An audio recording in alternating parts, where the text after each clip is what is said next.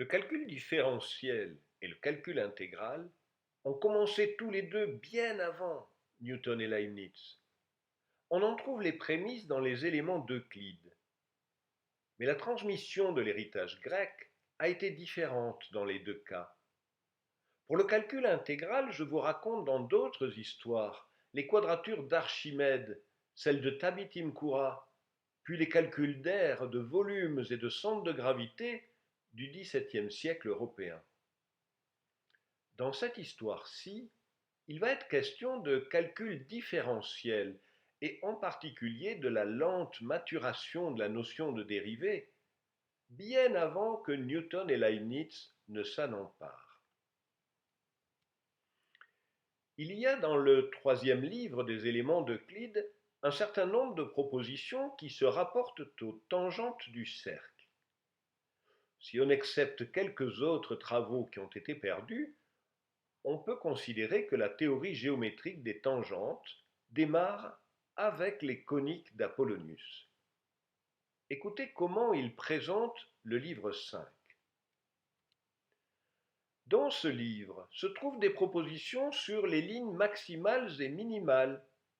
Il faut que tu saches que nos prédécesseurs et nos contemporains ne se sont que peu attachés à l'examen des minimales et ont montré, grâce à cela, quelles sont les droites qui touchent les sections et aussi la réciproque, c'est-à-dire ce qui advient aux droites qui touchent les sections de telle sorte que, si cela advient, les droites soient tangentes.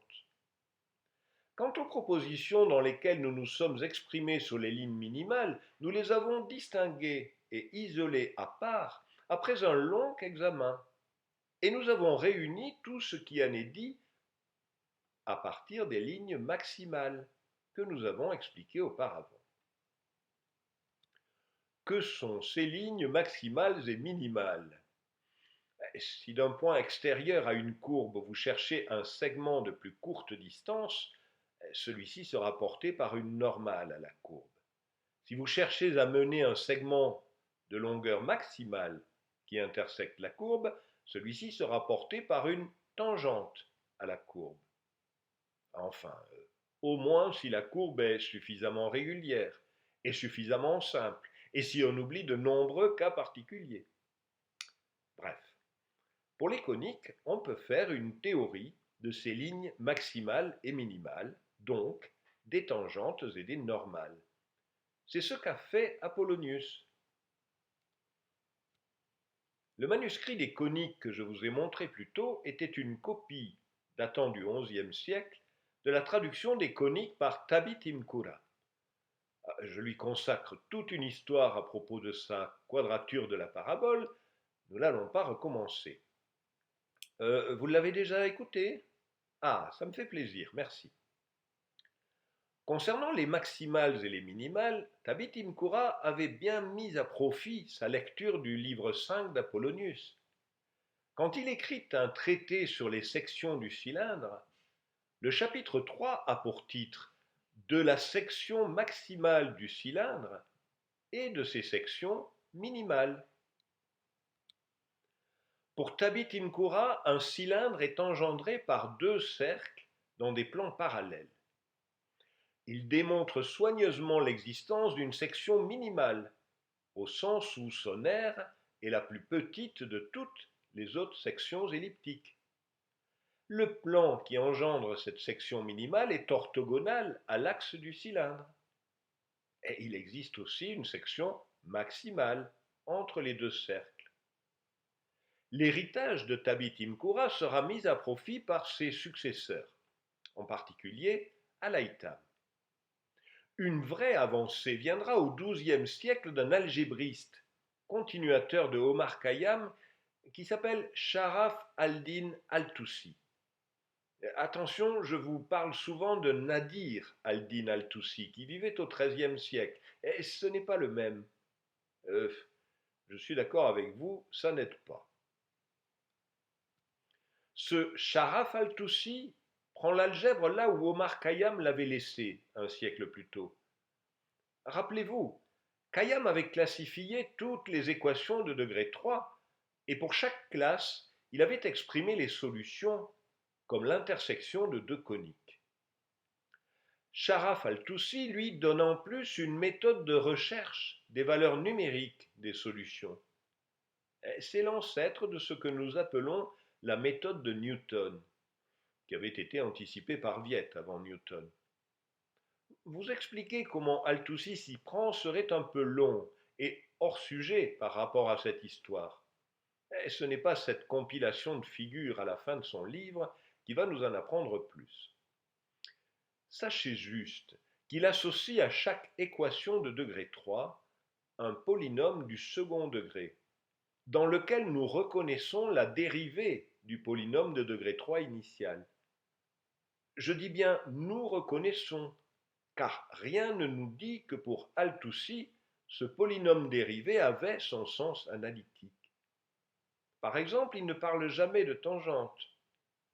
Mais tout de même, Al-Toussi affirme clairement que pour trouver des valeurs maximales ou minimales d'un polynôme de degré 3, il faut annuler le polynôme dérivé. C'est à peu près ce que redira Fermat 450 ans plus tard. Mais Fermat ne partait pas des mêmes bases que Sharaf al-Toussi. Quand il invente sa méthode vers 1629, il ne dispose ni du 5e livre des coniques d'Apollonius, ni bien sûr des travaux des Arabes. S'il appelle sa méthode De Maximis et Minimis, c'est parce qu'il connaît la collection mathématique de Pappus, et que Pappus évoque le 5e livre d'Apollonius, mais il n'en sait pas plus. Ce fameux 5e livre ne sera redécouvert que 30 ans plus tard. Je vous ai déjà raconté l'exploit retentissant de Viviani, le dernier disciple de Galilée. Viviani travaillait depuis quelque temps à reconstituer le 5e livre d'Apollonius quand il avait appris qu'un autre mathématicien, Borelli, avait retrouvé dans une bibliothèque un manuscrit arabe qui contenait la traduction de 3 des livres perdus, dont le 5e. Viviani se dépêche de terminer sa propre reconstitution et refuse de recevoir la moindre information de Borelli. Son livre paraît en 1659. De Maximis et Minimis, divination géométrique du 5e livre d'Apollonius. Quelque temps plus tard, paraît la traduction du manuscrit arabe, publié par Borelli. La comparaison est très flatteuse pour Viviani. De l'avis des spécialistes, non seulement Viviani a parfaitement deviné le contenu du livre d'Apollonius, mais il a su aller plus loin sur plusieurs points importants. Bien sûr, il ne s'agit que de construire géométriquement les normales et tangentes à des courbes particulières, les coniques. La méthode de Fermat est beaucoup plus générale, puisqu'elle s'applique à n'importe quelle courbe dont on connaît une équation polynomiale. Surtout, elle n'est plus uniquement géométrique, elle est aussi algébrique. Enfin, quand je dis la méthode de Fermat, c'est plutôt les méthodes, car il a donné plusieurs versions dans des lettres à ses correspondants, sans jamais rien publier ni démontrer, et bien sûr sans dire comment il avait trouvé cela. Que voulez-vous, c'est Fermat. Pour vous donner une idée plus précise, je vous propose de suivre un exemple de recherche de maximum dans les propres mots de Fermat. Je veux par ma méthode couper la ligne AC donnée en un point B, de sorte que le volume compris sous le carré de AB et le segment BC soit le plus grand de tous les volumes décrits de la même façon à partir d'un autre point. Vous voyez sa figure, elle est très simple. La longueur AC est donnée, on cherche le point B entre A et C, de sorte que le produit du carré de la longueur AB par la longueur BC soit maximal. Posons en note, c'est-à-dire en symbole, que la ligne AC s'appelle grand B et la ligne AB inconnue grand A. BC sera B-A. Il faudra donc que le solide AQ in B-AC satisfasse à la question. Ah, les notations nous sont peu familières. Fermat utilise celle de Viette. Les données sont des consonnes, ici grand B. Les inconnus sont des voyelles, ici grand A. Le in note le produit, petit q le carré, petit c le cube. Alors je vous propose une traduction moderne. La donnée sera petit b et l'inconnu petit x. Le problème posé consiste à maximiser x2 fois b moins x, donc bx2 moins x3, pour x entre 0 et b. Voyons comment Fermat s'y prend. Prenons deux rechefs au lieu de a plus e. Le solide qui se fera du carré de a plus e et de b moins a moins e sera, etc. Donc Fermat remplace a par a plus e et refait le calcul de la fonction objectif. Par rapport aux notations, e est une autre inconnue, que j'ai sournoisement appelée epsilon. Bis et ter signifient deux fois et trois fois. Vous voyez en bleu la formule traduite terme à terme. Ensuite, Fermat compare avec la première valeur, pour nous bx2 moins x3, par ce qu'il appelle A d'égalité. Beaucoup d'encre a coulé sur ce terme de A d'égalité, et il est impossible de savoir ce qu'il signifiait exactement pour Fermat.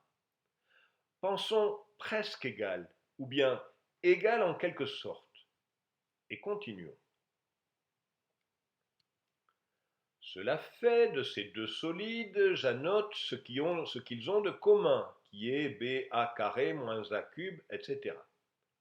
Donc Fermat a calculé la fonction objective pour a et a plus e, et il simplifie les termes communs. Il reste 0 d'un côté et des termes positifs et négatifs de l'autre. Nous sommes encore au temps où l'on aime bien égaler des quantités positives. Fermat met donc les plus dans un membre et les moins dans l'autre. Viennent ensuite deux étapes cruciales. Je les marque uniquement en notation moderne.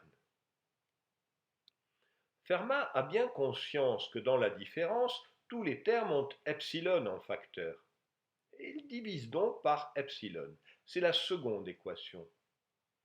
Certains termes contenaient seulement un facteur epsilon, et donc on ne peut plus simplifier par epsilon. Mais Fermat est bien conscient que cela pourrait ne pas être le cas, et il préconise de simplifier par epsilon autant qu'il est possible. Alors vient la seconde étape. Il élimine froidement tous les termes qui contiennent encore epsilon. Il arrive ainsi à une équation qui lui permet d'écrire l'inconnu x en fonction du paramètre b, et affirme que la solution qu'il cherchait est x égale 2 tiers de b. Oh, ne comptez pas sur lui pour vous dire pourquoi. Ne comptez pas sur lui non plus pour mentionner la solution x égale 0, ni pour prouver que x égale 2 tiers de b correspond bien à un maximum. De notre point de vue, la méthode de Fermat est limpide. Si f est la fonction objective, Fermat calcule f de x plus epsilon moins f de x, puis il divise par epsilon pour avoir l'accroissement. Annuler les termes où epsilon reste en facteur revient à prendre la limite quand epsilon tend vers 0, c'est-à-dire la dérivée. Le maximum est bien atteint au point où la dérivée s'annule. Quelques années plus tard, Fermat comprendra en plus que le signe du terme en grand E au carré indique la nature de l'extrémum, maximum ou minimum. Et pour nous, le coefficient du terme en E au carré, c'est la dérivée seconde. Sauf qu'en parlant de dérivée, en remplaçant le grand E de Fermat par epsilon, nous avons projeté notre propre vision en imaginant que epsilon était destiné à tendre vers 0. Or Fermat ne dit strictement rien qui puisse permettre de penser qu'il considérait son grand E comme une quantité infinitésimale ou évanouissante, comme on dira bien après lui. Sa méthode est strictement algébrique. Elle s'applique à une équation polynomiale et arrive au résultat par un algorithme à un nombre fini de pas, dont aucun n'utilise une quelconque limite. La méthode de Fermat lui permet non seulement de calculer des maxima et minima, mais aussi des tangentes et des centres de gravité, qu'il écrit comme des solutions de problèmes d'optimisation. Malgré la limitation au polynôme, c'est incontestablement un progrès sur tous ses prédécesseurs. Un qui n'est pas d'accord, mais alors vraiment pas du tout, c'est René Descartes. Les choses se sont passées de la façon suivante. Le discours de la méthode avec ses appendices, dont la dioptrique et la géométrie, est paru en 1637. Peu avant la parution, Fermat s'était procuré la dioptrique, dont il avait critiqué plusieurs arguments. Et cela n'avait évidemment pas plu à Descartes, avec le caractère que vous lui connaissez. Il se trouve que dans sa géométrie, Descartes propose lui aussi une méthode algébrique pour trouver des normales et des tangentes. Voici ce qu'il en dit. C'est pourquoi je croirais avoir mis ici tout ce qui est requis pour les éléments des lignes courbes, lorsque j'aurais généralement donné la façon de tirer des lignes droites, qui tombent à angle droit sur tel de leurs points qu'on voudra choisir. Et j'ose dire que ceci est le problème le plus utile, le plus général, non seulement que je sache, mais même que j'ai jamais désiré savoir en géométrie. Ayant lu ceci, Fermat rédige enfin sa méthode, qui était restée confidentielle jusque-là, et l'envoie à Mersenne, qui la communique à Descartes, lequel, comme il fallait s'y attendre, pousse des hauts cris. Pendant plusieurs années, les échanges de missiles entre Fermat et Descartes, souvent par Mersenne interposé, se sont succédés. Je ne vous donne que 2 extraits pour que vous vous fassiez une idée du ton. J'ai appris par votre lettre que ma réplique à M. Descartes n'était pas appréciée, que même il avait trouvé à redire à mes méthodes de maximis et minimis et de tangentibus. C'est une vérité géométrique, et je soutiens que mes méthodes sont aussi certaines que la construction de la première proposition des éléments d'Euclide. Peut-être que les ayant proposées simplement et sans démonstration, elles n'ont pas été comprises, ou qu'elles ont paru trop faciles à M. Descartes, qui a fait tant de chemin et a pris une voie si pénible pour ses tangentes dans sa géométrie. Je ne vous enverrai donc plus rien pour M. Descartes, puisqu'il met des lois si sévères à un commerce innocent. Et je me contente de vous dire que je n'ai trouvé encore personne ici qui ne soit de mon avis que sa dioptrique n'est pas prouvée. Descartes, qui avait compris la méthode de Fermat de travers, commence par essayer de démontrer qu'elle est fausse. Mais au bout de quelques mois, il se ravise. Concernant ce que j'ai dit dès mon premier écrit, qu'on pouvait la rendre bonne en la corrigeant, et que j'ai toujours soutenu la même chose depuis, je suis sûr que vous ne serez pas fâché que je vous en dise ici le fondement. Aussi bien, je me persuade que ces messieurs, qui l'estiment tant, ne la comprennent pas, ni peut-être même celui qui en est l'auteur. Donc Fermat n'a rien compris, et heureusement que Descartes est là pour tout expliquer. Bon, tout cela n'est pas bien grave. Plus importante est la postérité des idées de Fermat. Je vous ai dit que rien dans ce qu'avait laissé Fermat ne permet de savoir ce qu'il avait exactement en tête. En particulier, on ne connaît pas le statut de la variable auxiliaire, grand E. Le premier à prononcer à son propos l'expression fatidique infiniment petit est Christian Huygens. Il le fait dans une communication à la toute nouvelle Académie des sciences de Louis XIV en 1667. Le titre est Démonstration de la règle de maximis et minimis. Cette figure est extraite du propre manuscrit de Huygens. L'exemple qu'il prend est le suivant. Étant donné une droite et deux points A et B, comment choisir le point C de sorte que la somme des carrés des distances AC et BC soit minimale? Huygens modélise le problème sous forme algébrique, écrit sa fonction objective comme un polynôme, et il note petit e la quantité que Fermat notait grand E. Puis il dit, en prenant E infiniment petite, la même équation donnera la valeur de EG lorsqu'elle est égale à EF. Ensuite, si on divise tous les termes par E, et on déduit ceux qui après cette division contiennent encore cette lettre, puisqu'ils représentent des quantités infiniment petites par rapport à ceux qui ne renferment plus E.